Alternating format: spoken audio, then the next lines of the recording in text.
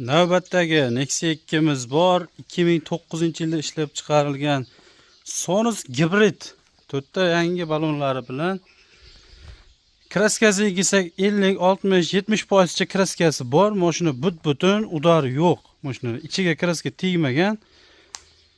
Narxini boshida aytib o'tamiz. Narxi afarmini oldi sotdi qilib olish sharti bilan oxirgi narxi $2000 bo'lsa berib yuboriladi.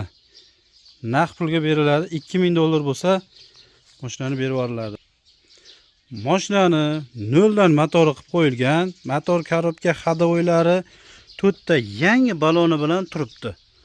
Mashina prostoy, saloni ham, rollari ham prostoy. Salonlari akkuratniy holatda turibdi. Ko'rib bosib oringlar. Motor qismlari, mana motor qismlari, choklari but-butun turibdi. Hech qanaqa svarka, po'rka yo'q. Sviterlargacha yechilmagan. O'ziniki. 2009-yilda ishlab chiqarilgan Sonus gibrid. Gibridlar ham yaxshi, Sonuslar bilan bir xil pashti. Motorlarda ortiqcha dovushlari yo'q. Motor korobka ходовойлari yaxshi. Ko'ringlar, oldi sotdigi faqat egalarini endi bir iltimos qilib ko'riladi. Bir 5-6 oygami, 1 yilgami general Davenskga iltimos qilib ko'riladi. Lekin oldi sotdigi sotiladi-yu. Egalar bilan iltimos qilib ko'riladi. Bersa agar biz ham o'zimiz generalimiz, generalimiz yo'q. Faqat oldi sot shartnomamiz bor xolos. Ko'ringlar, $2000 ga Nexia 2, Nexia 1 narxida. Oldi orqalari but-butun mashina.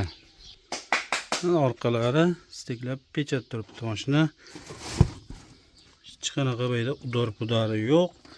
Svarka chirigan joylari yo'q. Steklab but-butun turibdi.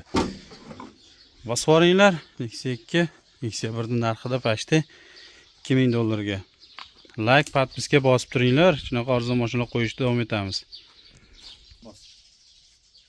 Arzonroq mashinalar bo'lsa, kelib, ustiga pul berib, kelishtirgan holatda olib ketsalar bo'laveradi.